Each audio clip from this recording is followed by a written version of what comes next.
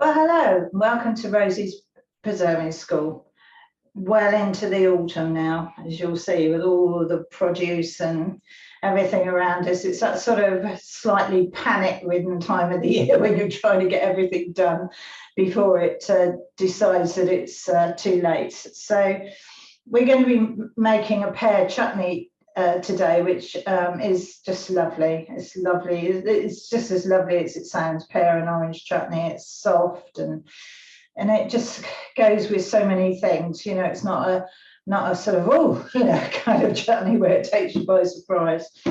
So we'll get on to that in a bit. I just wanted to show you these fabulous, they're called hot wax chilies, that I grew this year, and I just think the colours are amazing. I mean, I'm even moved to try and paint them. I mean, not paint them, paint their picture.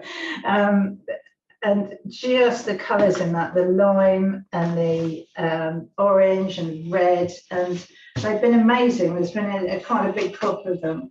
So they're just every fabulous shade. I just thought I'd show you because I just think they just look so pretty. I imagine if I leave them, they'll all turn red, but I actually pickled a jar of them for my son's, one of his birthday presents.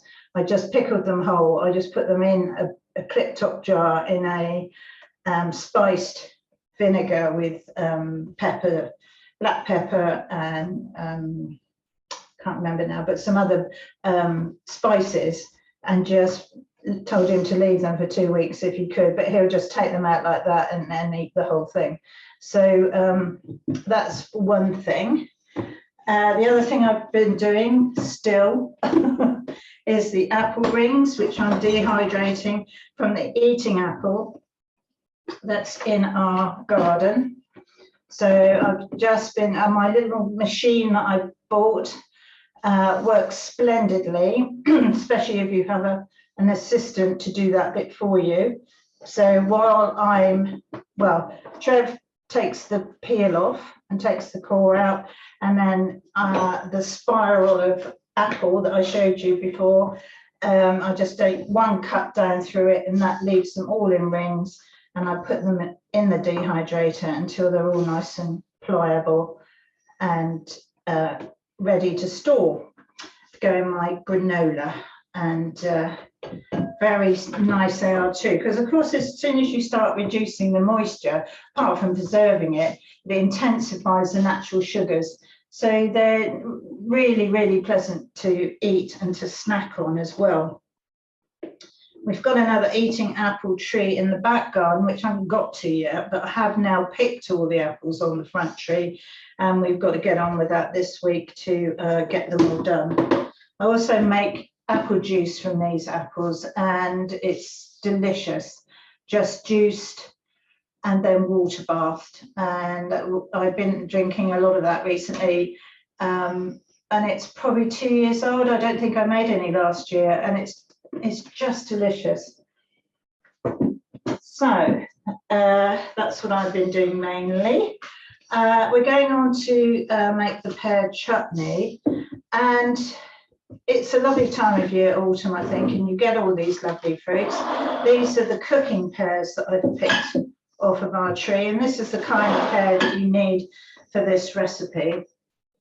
They're quite hard, so they cook down a bit, but if you use the softer dessert pears, the Williams pears and that kind of thing, they would just cook to a pulp, a mush. You know, it wouldn't have any kind of integrity or character to the chutney. It would all just be ugh. So these are all quite hard, but we're going to peel them and chop them, as many as I need, and then the rest I will peel and chop, and I will bottle in a light syrup for the winter for crumbles and things, which is how we like to take our fruit. We're going to use a lovely big orange. I won't say it's a Jaffa orange. I don't know what variety it is, but they're starting to come in now nicely. You know, it's a kind of nice time to be using the big oranges. and some sultanas and some onion and some brown sugar and spices, and that's about it. It's quite a simple chutney, but it is very, very delicious. Also, what I've been making from the softer Williams pears that I've got is some pear leather, which you can see in there rolled up. It's not the most well-behaved leather. It was a bit sort of, it doesn't stay together in one sheet like the apple does or the plum, but still I thought it was worth doing with the very last of the few pears that we had that I wrangled off of the chicken because they love them as well. So in fact, when I went to pick these today, I left them on the back doorstep and I found one of them hopefully looking into the basket. I thought, no, you can leave those alone. Yeah, they'll be quite different. Like you'll try and peck that, then you'll just come up against a hard surface. So you won't like that at all. So they had a sweet corn instead. But so for this, we're going to need, I've done one big onion I've chopped there. And you're going to need 1 kilo of the pears. So I'll measure those out because I haven't done those. So pick some nice big ones. So there's not too much piddly peeling. They've got the most gorgeous patterned skin on them, you know, all the different colour greens and things in there. And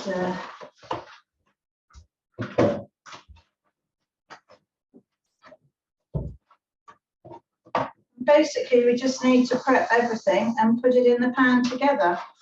But I'm still going to put the sugar and vinegar in first, I think, and get the sugar dissolved while I'm peeling my pears. So I'm not going to bother about putting them in lemon water, you know, to keep the colour, because it's all going to end up a sort of a pale brown anyway, so I don't think there's much point to that.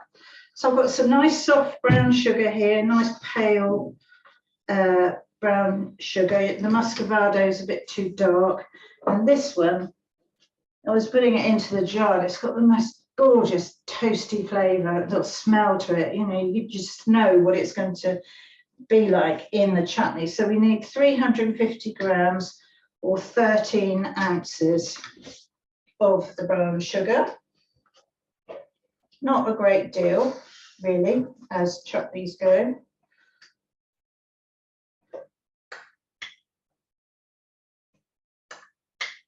And this is when the brown sugars come into their own in the chutney making season. They bring character and distinctive flavours to the finished chutney. Another one, probably. There we are. So that's that. And then I'm going to need 600 ml of cider vinegar, or a pint. So we'll measure this out.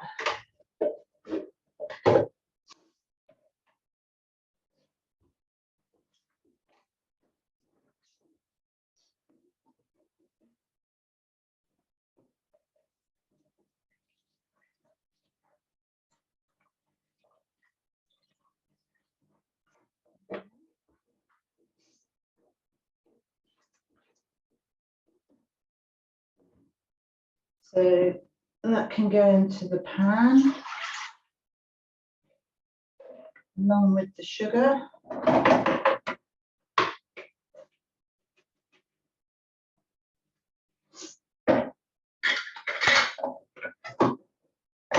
And I can get the heat on with that.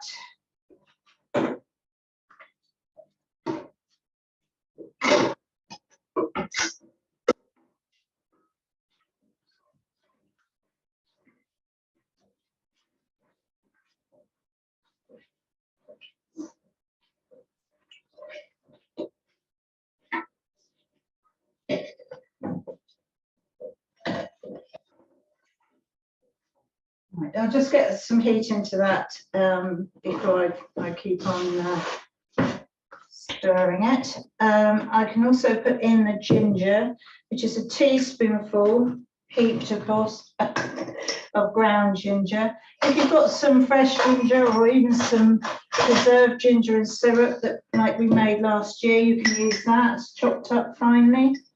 That would be fine.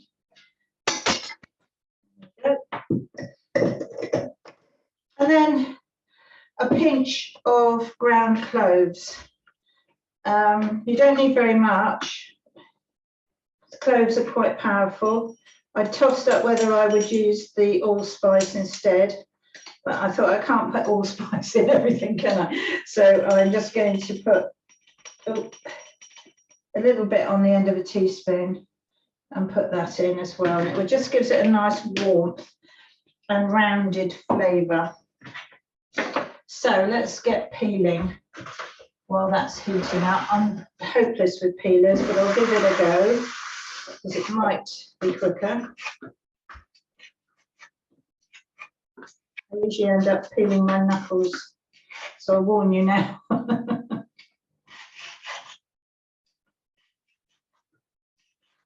And by getting the vinegar going like this, you can sort of chop and put this straight into the pan rather than trying to keep it somewhere while you do all the bits together.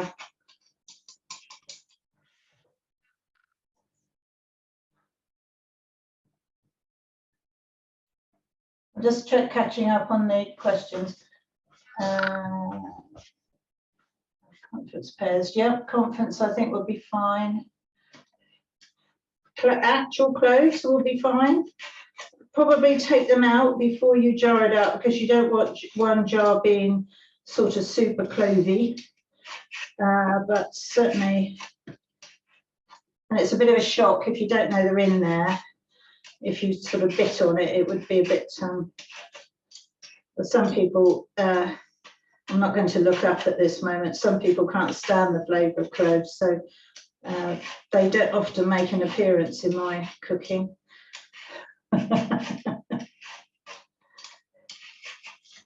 They can be very overpowering. Let's do another one and then I'll chop a few.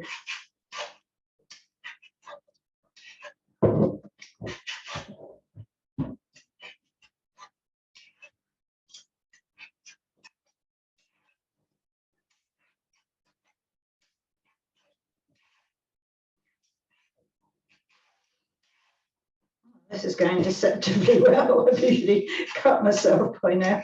So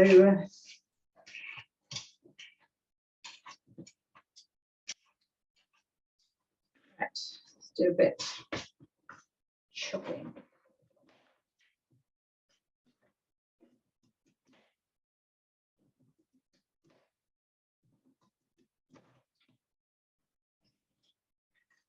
The knife down the core and across. I wouldn't cut them too small because they will cook down a bit. And usual trick, I'll switch the hob on. Put that in a minute. You know, you don't want that. You want a little bit of texture to it, I think. I mean, it's up to you, however you like your chutney, but.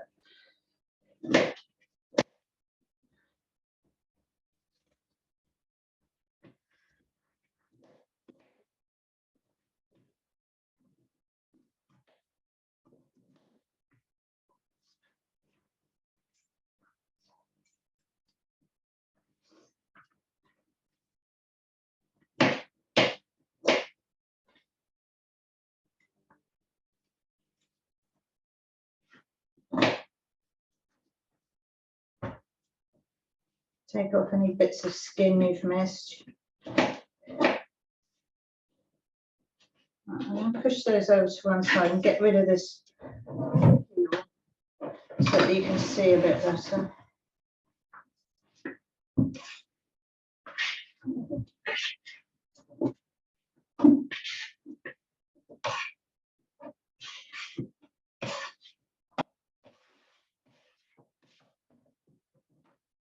Sit.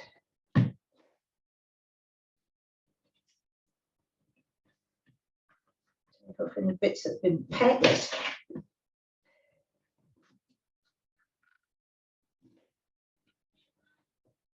Brenda's asking about the apple core working on pears. I think it should do. So why aren't you using it is the next question. I didn't think about it. I'll try it out and report back. I must admit, I'm very impressed with it.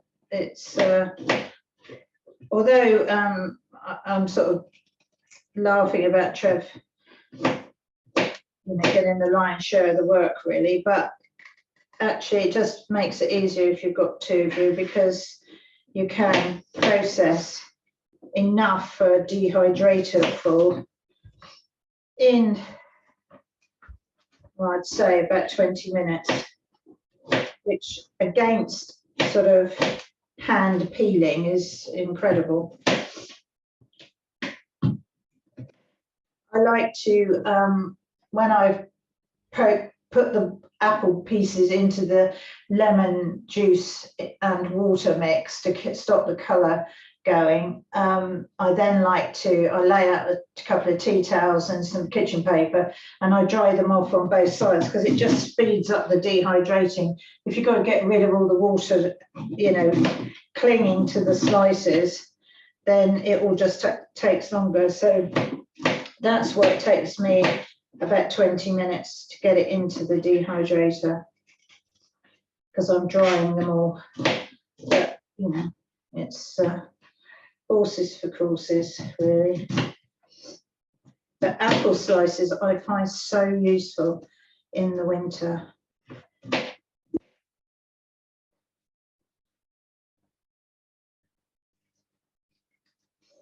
I don't know what I'm going to do with all the cooking apples. I mean, I guess I'll just end up sort of bottling them, but we've got masses still from last year. So I'm sort of rather wondering about a different process, but I don't need to think about that at the moment, because they can wait. They're quite happy to stay sort of picked and in their tray, and that's it, sort of thing. Right, I'm going to put some of these in just to start the process.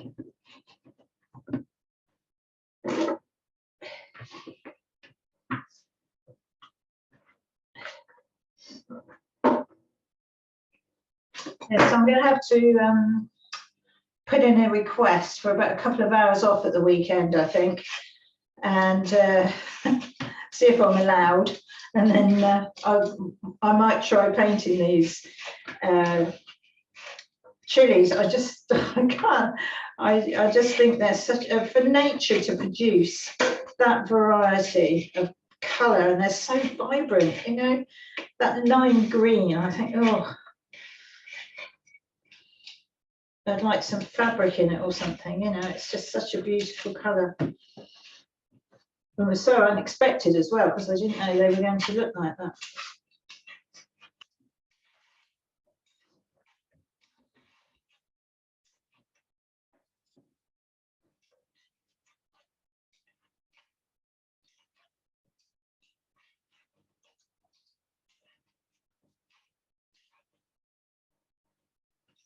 Yeah, there's some other questions. What I'm going to do is get this on cooking, and then I can spend some time going through the questions, because I haven't gone mad this week having sort of umpteen different varieties of things to gallop through with you. So we can take some time on answering the questions thoroughly, but I'll do this first and then.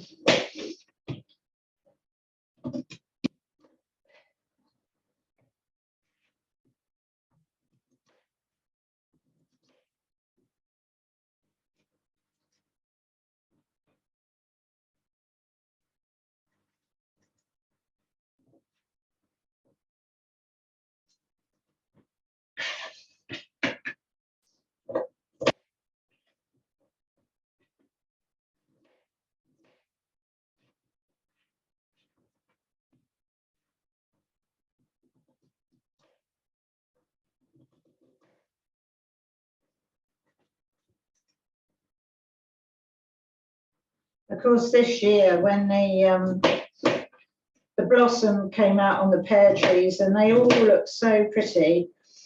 And then, of course, we had one of those spring storms and we lost quite a lot of the blossom off of the big tree. So pretty much this is the harvest from that tree. But actually for me and Trev, it's enough, you know, because there'll be more next year and you sort of think, well, you can't just keep on eating jars and jars of fruit like this. It's nice to have it there and be able to use it, and nice to be able to actually preserve all of it and not waste any. So I'm quite satisfied with what we've achieved. So many people didn't have hardly anything to show for their gardening this year with the heat and various other trials and tribulations. So I feel fortunate that we've managed to come out on the right side, really.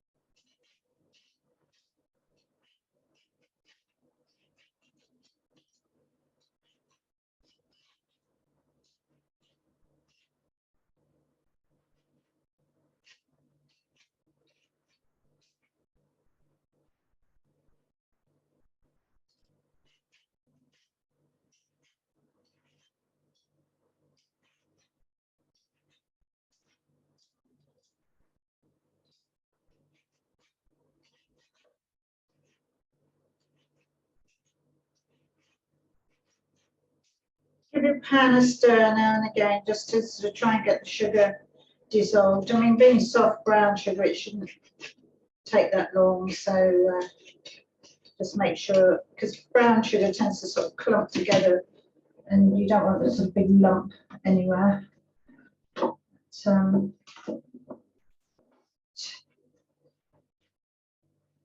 oh, piece of peel on the floor.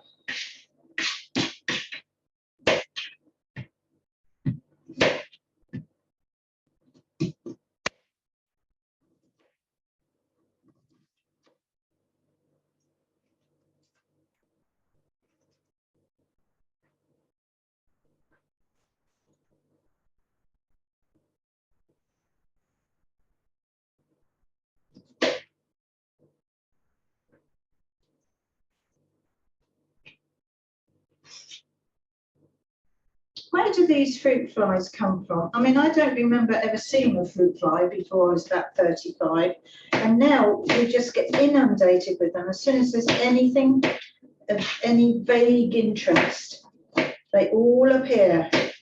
Where do they go to? Where do they hide? I don't know. It's just been. I'm not the only one. I know there's people I've read online sort of saying about it. So.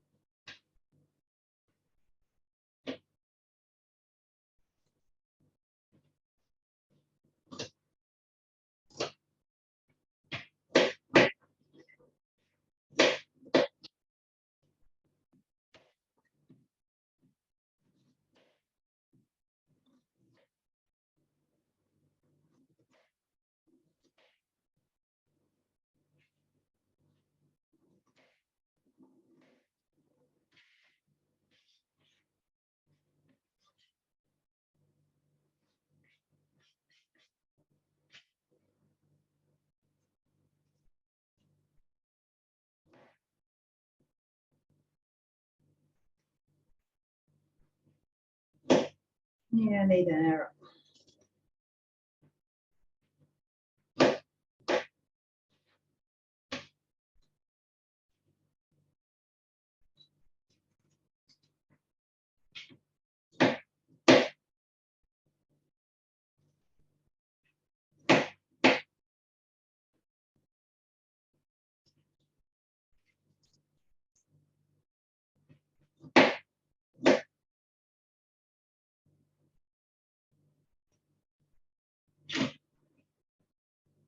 One thing we haven't had too many of this year is wasps. I've hardly seen a wasp.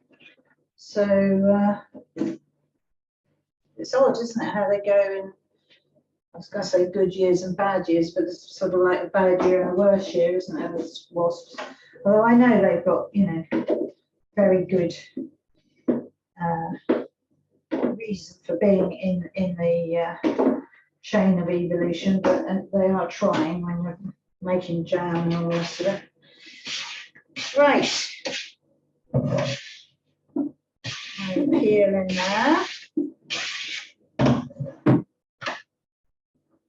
Now, got some raisins here, which I think is 225 grams of raisins, which is 8 ounces. And now, as my mum used to say, plum up nicely in the mix. So I'll put those in. And then the orange, last but very much not least. You'll be really amazed, I think, at the flavour when you eat the chutney, how clean and fresh the flavour of the orange is. It's very, very stand out. And so zest the orange first before you cut it in half to do the juice. Otherwise, you'll never zest 2 halves. So just, you know, zest away onto the board, and then we'll put it into the. Well, if you haven't got one big orange, use 2 small ones. There's no wrong. Use whatever you have. And, but get that orangey flavour in there because it is delicious.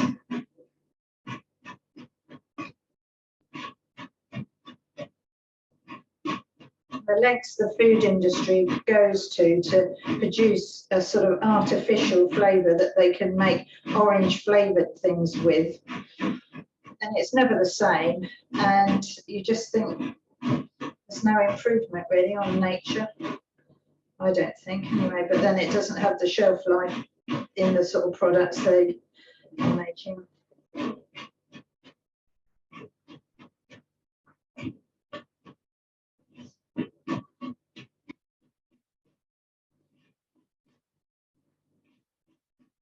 Give you a reminder as well, I haven't done it this year, to read or reread, if you've already read it, Joanna Blytheman's book, Swallow This, about all the food additives and the chemicals that go into processed food, and I swear you'll never eat it again. So it's well worth it. It's not an easy read. You know, it's quite technical in places, but my goodness, it lays it all bare. And I think she worked out, I can't remember what it was she was looking at, a packet of something that was supposed to be food. And she said, well, there's no actual food in it. It's all chemicals. And it's quite shocking, really. Right. That's our zest, all nicely finely grated. There. Nice and delicious. That's going to go in. This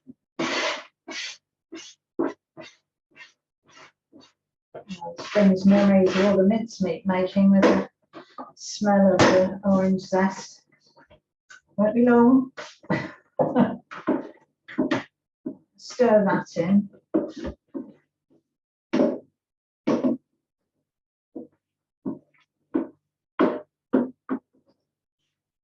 And the onion, of course, I'm going to put that in. There you go.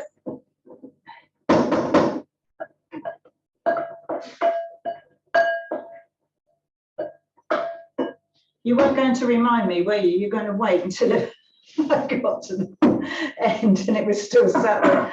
Oh dear. Right, so cut your orange in half. Look at that. Beautiful. I used my nasty plastic one because it's a bit bigger capacity. My decorative one's all right, but it's doesn't hold very much and you end up with half of it on the worktop. And my cloth back up. Right. That's on.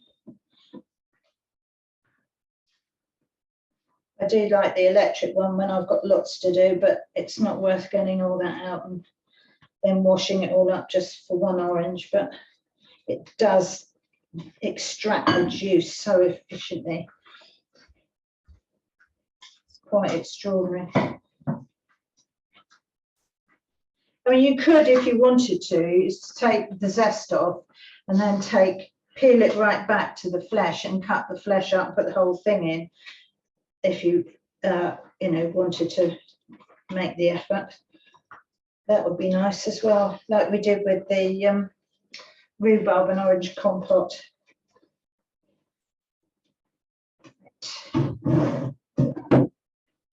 One in.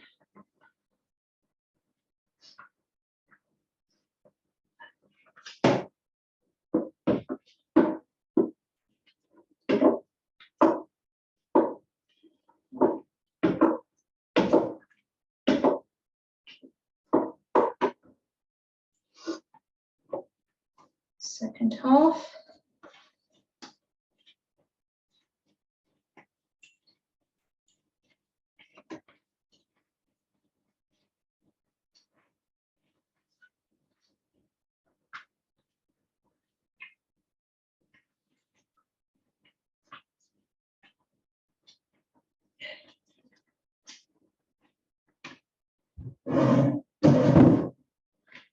Take that pip out and then bits of flesh that are on here I'm going to put into the chutney as well.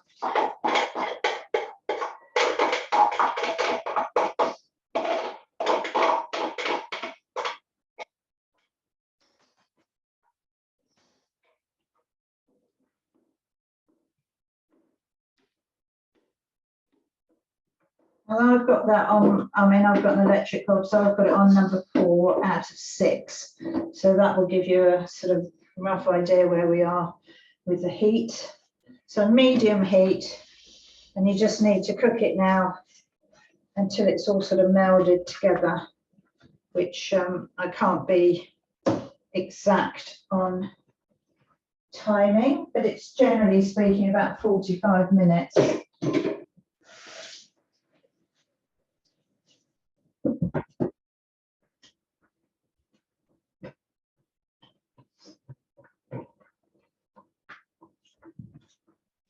And this is a chutney that goes really, really well with a nice cheese board, soft cheeses in particular, goat's cheese if you like it. But you need to keep it for, you know, 4 to 6 weeks really to let it mature before you start using it. But you can use it in other things, of course, but it's just that goes particularly well. So we'll leave that for a moment to do its thing. I've got a glass of water here and then I'll answer some questions.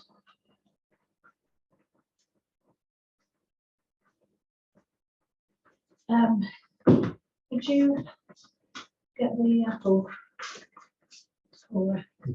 Please. Okay, let's go back to the top. How hot are the chilies? My son, who likes everything, so you know, there isn't a chili you can't eat kind of thing. I mean, there are, but you know, he likes everything hot. He says they're more. He said they're a tasty snack for him, You know, they're not so hot that he's sort of sitting there with his eyes wide open. But it's nice. That's why I put them in the jar in the pickling, you know, and he could just go and take one while he's cooking dinner or something like that. So not fiercely hot. I think the smaller a chili gets, the hotter it gets, it seems to me. And I've got some really tiny ones, like bird's eye chilies, that I haven't picked yet. And then my guess is they're going to pack a punch. But these are somewhere, I think, between like one of the Padano peppers and a red sort of standard chili. I'm not very good with all the as it's Scoville chart with all the heat and everything. It's very subjective, isn't it? You know, what would be mildly pleasant to me, Trev would be there sort of gripping the table, pleading for sort of yogurt or something, you know. So it's you can't be too definite about it. Yes, who's that? That's Brenda Gay saying she saw a version of the apple core in ProCook the other day. I don't know if it's the same one, Brenda, but you know, if it looks more or less the same, it's going to do more or less the same job, I think. What we found is that the bit at this end, what we're looking at here, this bit, with all the sort of winding that way and then pulling off the core, that tends to come off, unwind itself and undo itself, which is a bit irritating. So I think Trev's going to actually super glue it on so that we don't have to keep on sort of assembling it again. But that's really the only downside we found. I was sort of fussing about wiping it and trying to clean it and all sorts every time we used it, but now I just hold it under a running tap, give it a good shake, and then leave it to drain, and it seems okay at the moment. And probably if it comes to me sort of putting it away until next year, I'll just put I'll get a little tiny bit of oil on a kitchen paper and give it a wipe over so that it doesn't seize up. But then often that can be the worst thing, you know, you end up with it all sort of gummed up. But so far so good. Sticks to the worktop really well. It's very firm. It's just sort of nothing else to say about it really. It's very efficient. In comfort pears, put those in. I'll try it on the pears. I mean, I suppose we could try it on a pear now if you want to. See what happens. We've got a pear to spare. Take that off, take it out. Let's sacrifice a pear.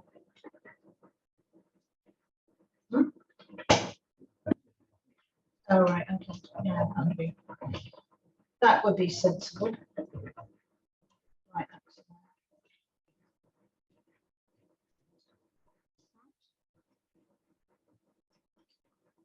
Come off the tray, we'll do that in a minute.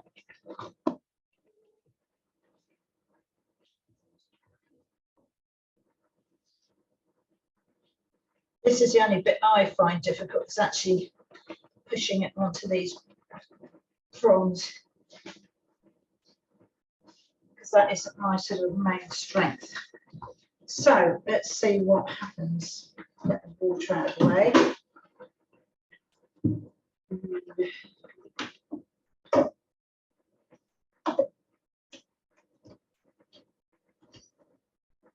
It's missed because it's a wibbly wobbly shape. It's missing some of it, but once it gets there, will it know?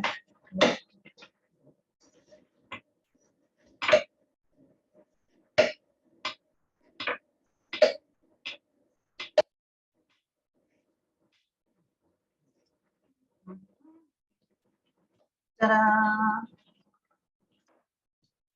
Well, there you go, Brando. If you've got 2 trees worth to do, take off the core, and there you are.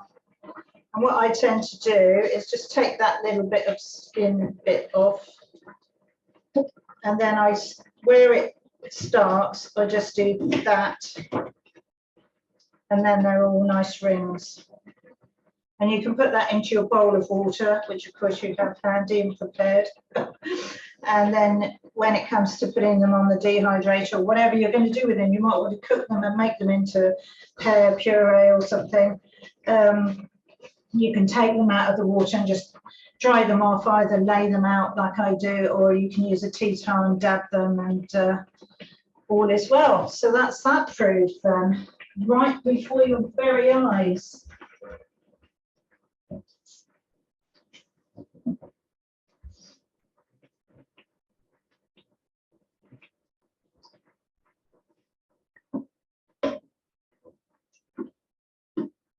Right, next question. Have I ever tried dehydrating in an ordinary oven? I'm not too sure about committing myself to a dehydrator, but we have loads of apples and tomatoes that I might like to try.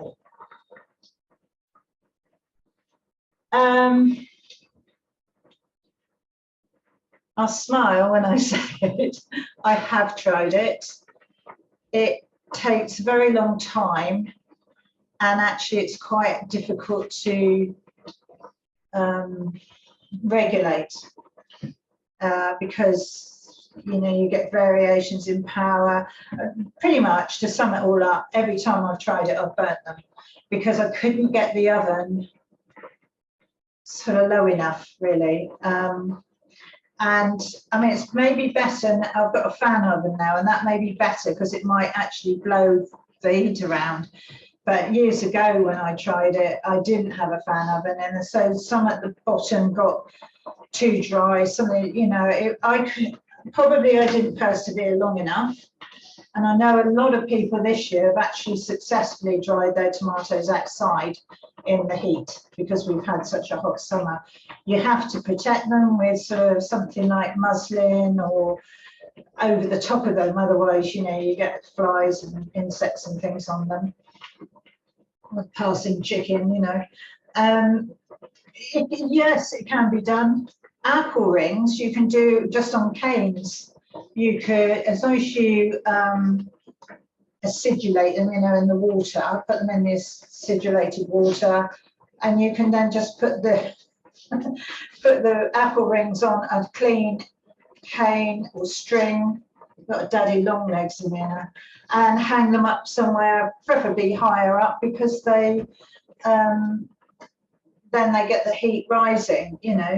You've still got the problem of insects and things, but that's what people used to do, and a lot of people still do. So that would be all right.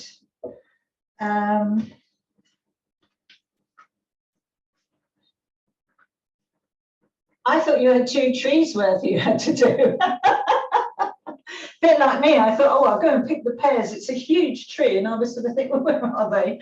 Well, I mean, I did get quite a few, but I got enough. But there weren't as many as I thought there were going to be.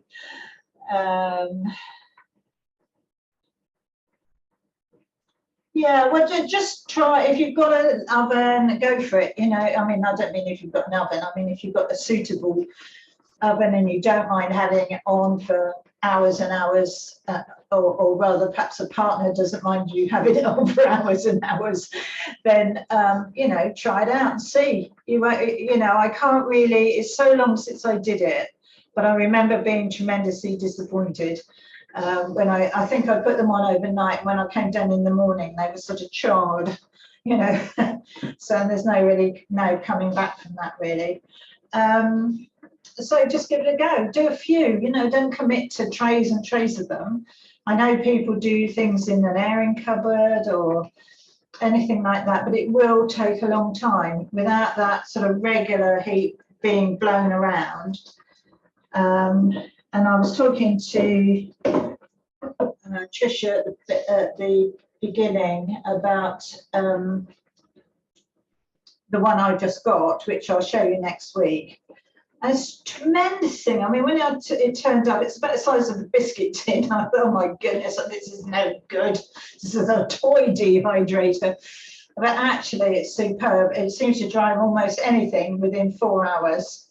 And so you can put something on, have a cup of tea and a bit of a rest and then do another tray full ready, and the first lot's done. I mean, it's incredible, incredibly fast, and very, very. I've done all those apple rings in it, so you know, it's swings and roundabouts.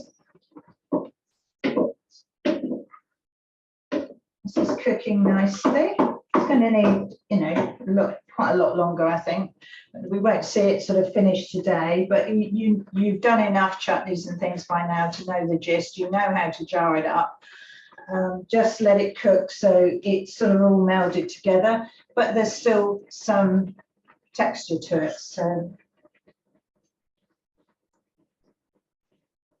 yeah, Rachel's saying she tried to do tomatoes in a regular oven at about 60 degrees and fruit, and it was a complete and utter disaster.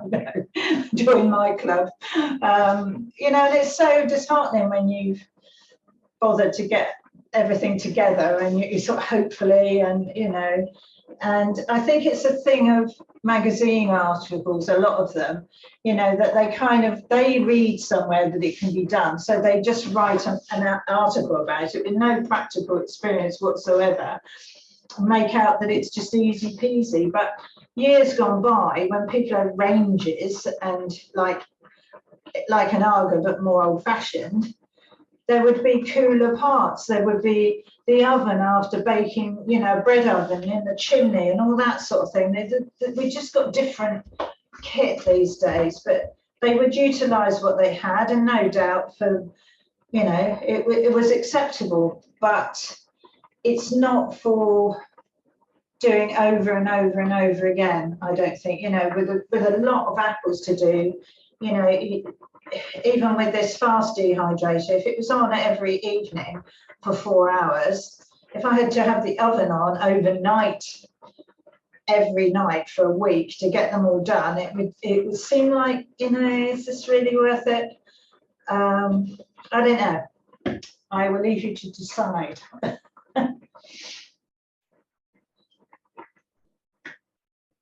Yeah. Yeah, because I think the dehydrator I bought was about £170, something like that. So, you know, it wasn't like the other one I had, what was it called? Began with the, I can't remember, the big square one I had, which finally blew up, which was closer to 400, I think. And I thought this time, I'm just not going to keep investing in these big names. I'm going to just get a piece of kit that would dry some apple rings, you know, and I couldn't be happier. So I showed you a few things I've done with the pears. The other thing, my most favourite thing to do, and it seems sort of decadent somehow, is to make pear cordial. And when you're looking around, you know, your kind of taste buds are a bit jaded and I don't know what I fancy.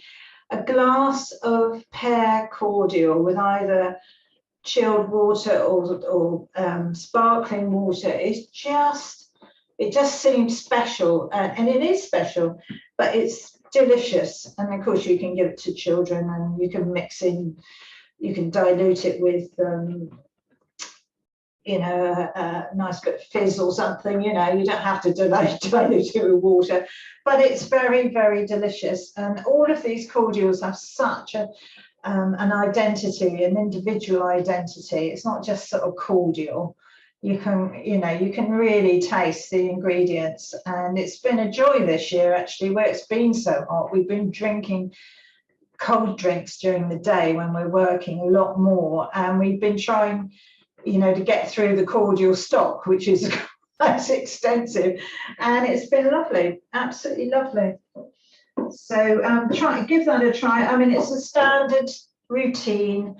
Cook the pears down. You can just chop the whole pear. You don't need to, you take the stalk off, and any leaves or anything, but just chop the whole pear and cook it down, drip it through a jelly bag, and then continue as for any of the other fruit cordials that we've made. You've got recipes for them now.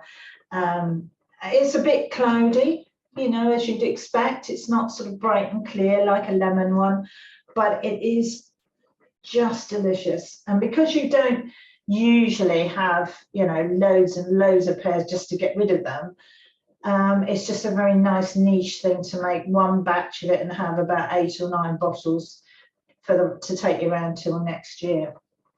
So that's another thing that you can be doing with it, with the pears.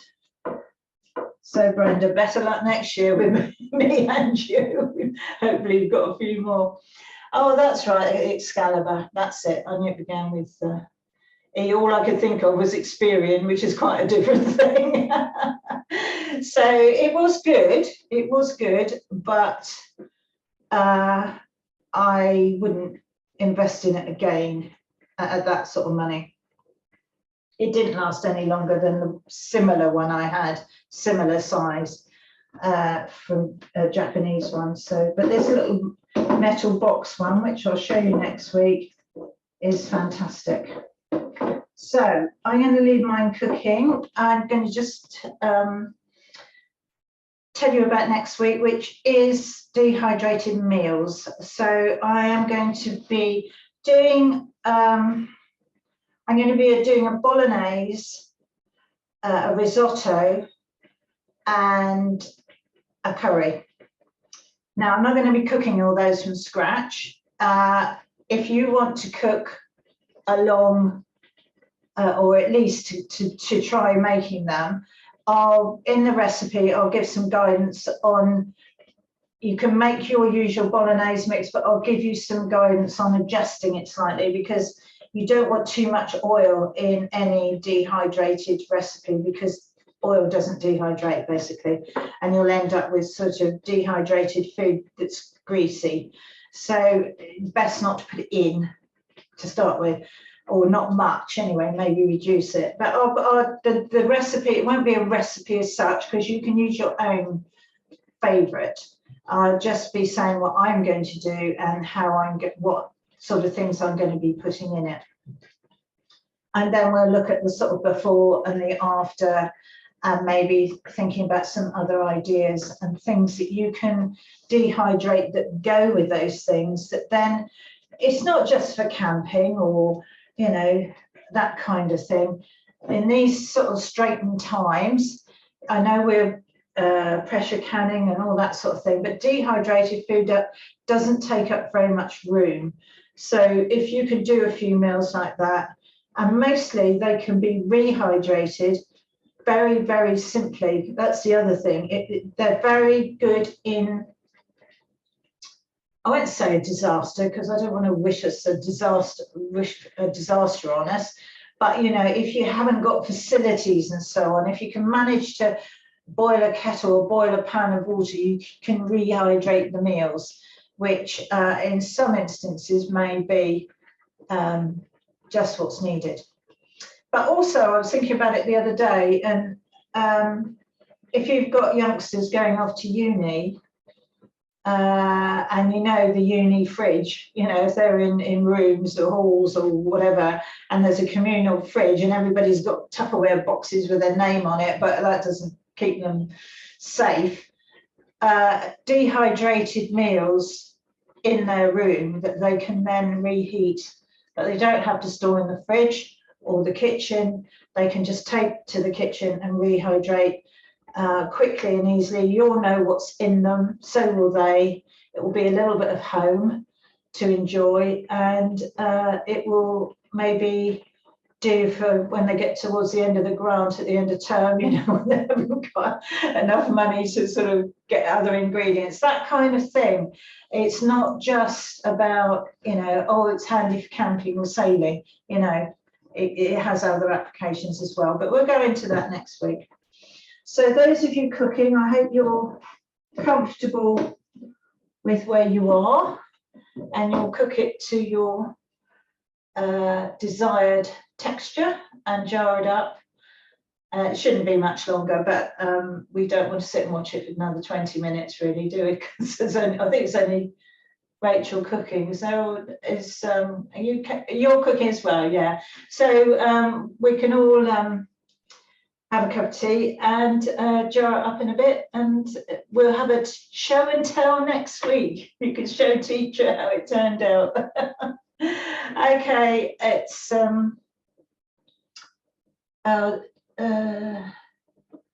Rachel saying, would I need to get a special dehydrator for the approach next week, or might the oven be worth another try? Yeah, I think with these sorts of things, you might be all right. It's sort of the fruit I never got very successful at. Anyway, you don't need to do it right at that moment next week, Rachel. You can take it all in and then decide what you want to do. I think it's probably the best way forward. I do understand, and I do know about the room and the money for a kitchen gadget. I mean, it's just, I've got to the point now where something has to go before we bring something else in, you know. But yeah, I think it's more informational next week, and we'll build on it, you know, next year as well.